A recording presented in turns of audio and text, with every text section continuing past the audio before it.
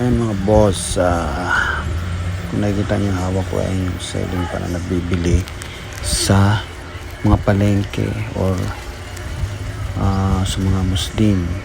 Mura lang po yan dahil matipid sa kuryente.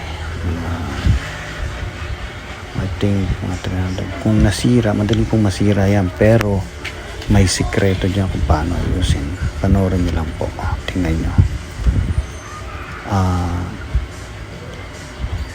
Kung nakikita nyo, kinakalas ko yung pinaka ibabaw na bahagi or likod na bahagi nung ceiling pan na yan, yung nabibili sa mga Muslim yan. Napakatipid sa kuryente niyan dahil maliliit ang mga wire niya, pero ang problema dyan is madaling masira. Ngayon, ang sekreto dyan ay bubuksan mo yung pinaka tikurang bahagi dahil doon nakakabit sa pinakamakina niya yung wire, dalawang wire yan. Parang positive at negative yan, pero pwede yan baliktarin, hindi yan nasasabog. So ayan yung linis ko. Kung makita nyo, ayan, ikinabit ko na, putol yan eh.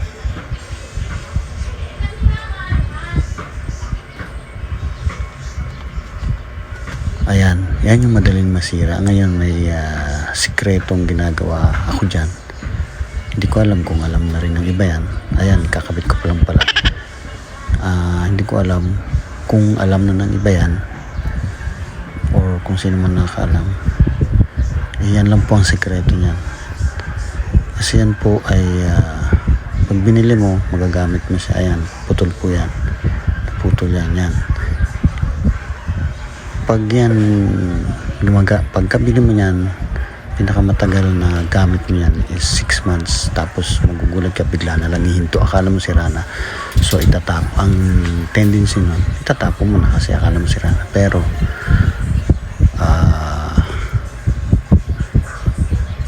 meron po akong diskarte dyan ginagawa. Ngayon binubuksan ko yung likuran yan, tapos linisan ko ng konti para matanggal yung mga alikabok.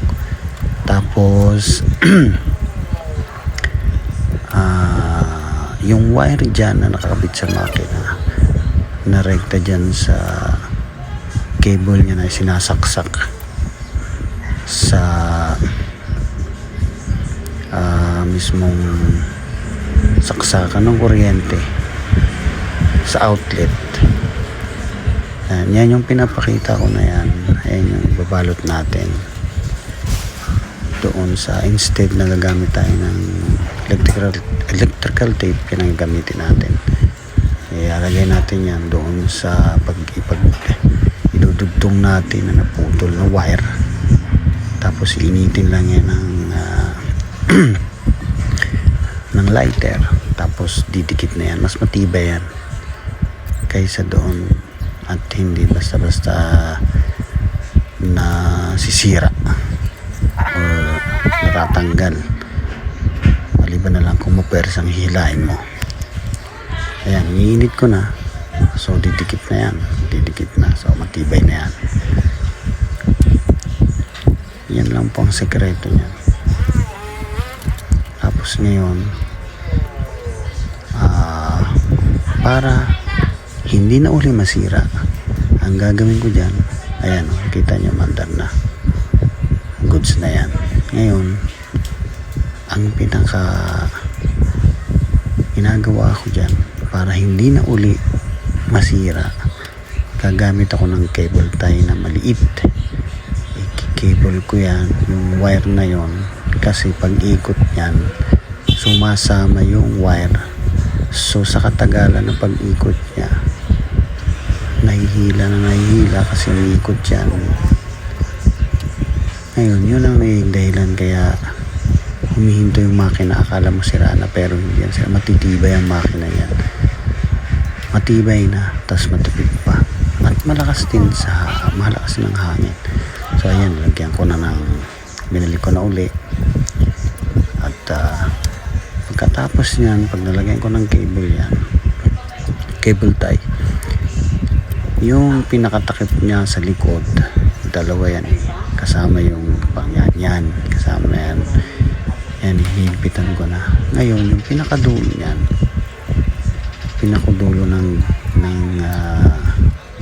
cable na yan, lalagyan ko din ng cable tie yan para lalong mas matibay, hindi siya kakalas. May cable tie na dun sa loob at may cable tie pa dun sa pinakaibabaw nung malapit sa sabitan. Ayan, kinakabit ko na yan, all goods na yan. Ayan, mura lang yan pero malakas ang hangin yan, kaya makakatipid ka sa kuryente, diba? Okay na. Mga pangalawang sira na yan, yung una hindi ko na ikabit na maayos.